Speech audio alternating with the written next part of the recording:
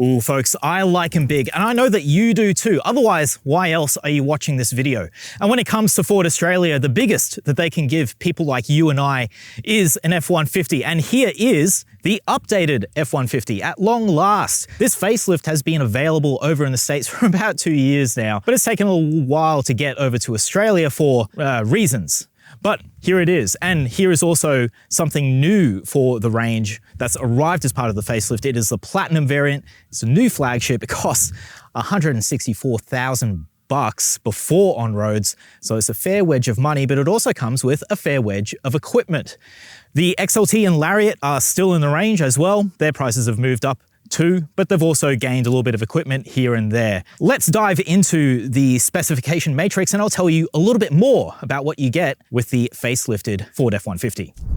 Let's start with the Platinum. Sitting above the existing Lariat grade, which effectively gets demoted to mid-spec status, the Platinum's costs $163,950 before on-roads and features things like power retractable sidesteps, a rigid tonneau cover, unique exterior styling with body-colored bumpers, a black interior with plenty of Platinum badging throughout, and adaptive suspension. It also gets front seats that not only massage your back and bum, but fold almost all the way down so you can have a decent nap.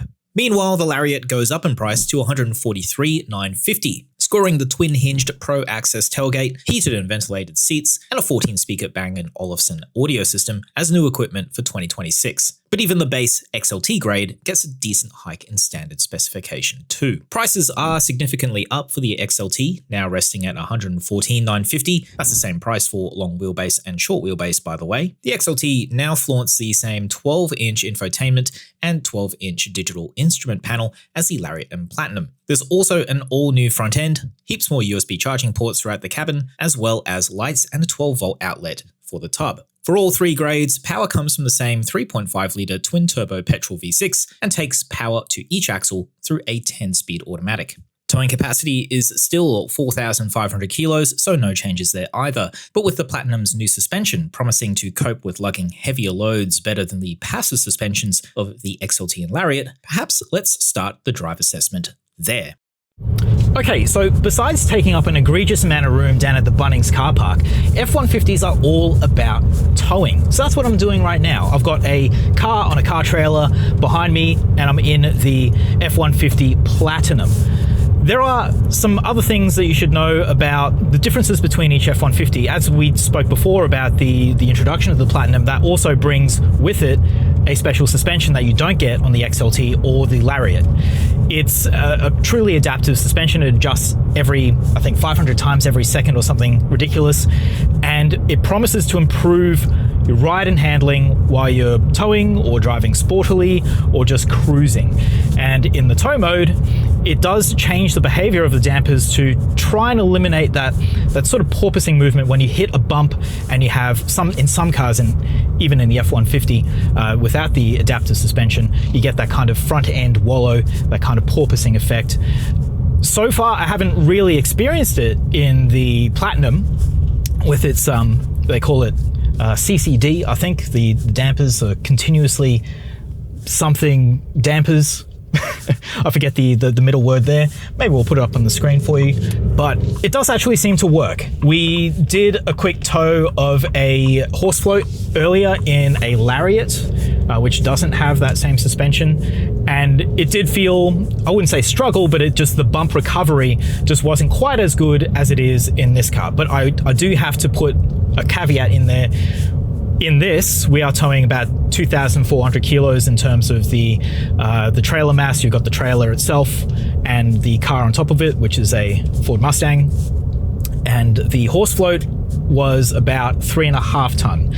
So we're up about a ton. We've got a ton as the sort of weight delta there, which could definitely influence the way both of these cars behave. So it's not, I will say that is not a like-for-like comparison in terms of a tow test, but it is fairly indicative. The ride of this is a little bit more plush over the bigger hits. You do tend to feel a little bit more of the sort of finer road imperfections, the small corrugations. They do seem to not be filtered out as well by the adaptive dampers, but the bigger stuff, and certainly the things that might upset a car's composure when you're driving at speed, towing heavy loads, that does seem to be filtered out fairly adeptly by the suspension.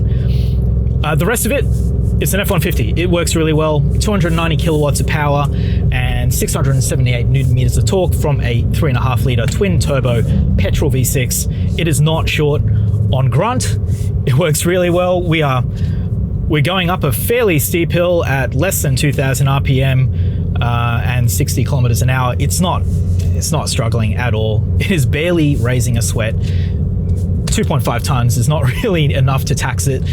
And you can go all the way up to 4.5 tons with an F-150. There is a small payload change for the 26 model year. I think you gain, depending on the specific variant, around I think 94 something kilograms of extra payload. Again, I'll put that number on the screen for you, and that does give you a little bit more. It doesn't change the tow max, but it does give you a little bit more payload headroom when you are towing close to that maximum figure, that 4.5 ton figure. So just bear that in mind. This is a little bit better for carrying weight, not by much, but it is really good for towing heavy things. And I'll tell you what, I did the launch for the Ranger Super Duty, and that also has a 4.5 ton towing capacity. But if it came down to a choice between the two, and I'm sure some of you out there might be in that position where you are wondering what is the best tow vehicle from the Ford showroom for me, and you have the 4.5 ton towing requirement, don't worry about the Super Duty. It's not really for you. It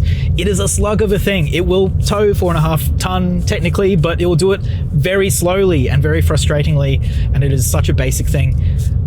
That's money better spent on getting into an F-150, even just the XLT. You don't necessarily have to get the Platinum for the fancy dampers or anything like that, because the XLT will do a much better job of towing that level of weight than a Ranger Super Duty, just so you know. Okay, so I've swapped that Platinum for a base model XLT, and while some of you might think that's a bit of a downgrade, I disagree. I think this is actually the F-150 to get. Yes, you do miss out on a whole bunch of toys, but then again, it's far more affordable. Affordability is obviously a relative term here, because this is still $115,000 to get yourself into. But in terms of the value for money equation, I think this actually is decent. There are things that are not here that are present in the Lariat and the Platinum that some of you may want. Things like auto system for the drivetrain, for the four-wheel drive system. That's not present. You don't get active cruise control. You have to use a column shifter to change your gears. Some people might think that's awfully old-fashioned, but you also, because of that column shifter, you get a far more usable center console because you have more space. You have this big sort of storage cubby. You don't have that bulky and clunky shifter to contend with, which I think is actually a bonus. Another thing that you do get is also cloth seats, and while that sounds like something the Poors would have, I think it's far superior to the very fake and very plasticky looking leather or pleather or whatever excuse they're calling upholstery in the Lariat and Platinum. This feels and looks way better. Go the cloth, go the XLT. I don't think you'll regret it, because you still get the same core mechanical package of the F-150. You get that powerful engine, all 678 Newton meters of stump pulling torque. You still get four-wheel drive. You still get a 4.5 ton towing capacity. How does it drive though? Now, we talked a little bit about these differences in suspension between the DCC that you have, the adaptive dampers on the Platinum grade. Here we're in the XLT with just standard passive dampers and steel springs. To be honest, it drives pretty well. In fact, it should drive almost identically to the pre-facelift model, because in terms of mechanical changes that have happened in that transition to the facelift, there's not a whole lot in terms of nuts and bolts changes underneath the car. The suspension is largely the same. The main difference comes in steering. There have been some steering updates, one of them to address a quality concern with the pre-facelift model. They've had a new intermediate shaft to the steering rack, but also, while the pre-facelift model had a steering rack that was mostly derived from Ford Ranger Raptor, that was sort of a little bit of a part spin special, it has been changed for the facelift model to be a combination of Ranger Raptor, and some other Ford stuff as well. It's a little bit of a hybrid rack. I believe there might be some Mustang stuff in there, and also just some unique stuff there to make a right-hand drive F-150 possible. You might also have some questions, quite reasonably, about quality control. The F-150 has had its fair share of headlines regarding quality control issues and recalls and things like that. Ford, to their credit, have been pretty open about this, and they fully acknowledge that there's been some teething problems, and those are their words, not ours. And they've made some changes to how this car has been built, in particular in how it's been converted at the local facility that they do the right-hand drive conversions for here in Australia. They've introduced more quality control check gates. So at various points throughout the production line, there will be a quality control assessment just to make sure that they're catching things as early as possible, and potentially even before the full conversion has been done, so that, you know, they can address stuff while the car's still pulled apart, not having to sort of catch an issue when it's fully assembled and then have to go back and dig through it and make rectifications. So if you're thinking about an F-150, hopefully that puts your mind at ease a little bit. But by the same token, the main person who's going to be able to keep Ford honest on this, on quality control, is you, the viewer, the buyer, the people who are actually going to be putting money down for these cars and driving them around. So if you end up with one of these things and you are finding the quality to be somewhat lacking, well, do let us know. We'd be interested to know. Also, obviously, let Ford know, complain to them. They're the ones who are actually building it. But for now, on the road, this is pretty good. The handling is, I mean, it's about what you expect for a gigantic full-size truck, but it's also not that shabby. It's not as boaty as you might think. And the steering is actually, steering's pretty agreeable. It's not fighting me or anything, and it's got a good amount of weight to it. I think for long distance driving, which is what I'm assuming most of you people will do, you'll find it perfectly fine. In terms of fuel economy, that's definitely something you'll want to know about. Being a petrol twin turbo, it's currently consuming on the trip computer 11.5 litres per 100. That is over just under 600 kilometers of travel, of distance. And I think that's a pretty decent number. We haven't been towing anything with that trip computer data, so that is just the vehicle. But I think, considering what it is, very heavy, petrol power, turbo, and also we've been sort of hooning along for a little bit of this drive, I think that's a pretty respectable number. But you tell me, is that 11.5 litres per 100 something that you would find tolerable in a vehicle like this? Lend us your thoughts in the comments below. In summary, I think that the XLT is the one to get. Oh, I also should mention, I think it's the best looking one. The front end with that sort of raccoon face graphic, in my opinion, looks just way better than what you get on the Lariat and the Platinum. I just think it just looks more truck, you know what I mean? A bit more purposeful, a bit more workmanlike, and I think that's what the F-150 is all about. But what do you think the F-150 is all about? Is it something that tickles your fancy? Are you mad for towing and you're looking for a rig that can tow up to 4.5 ton?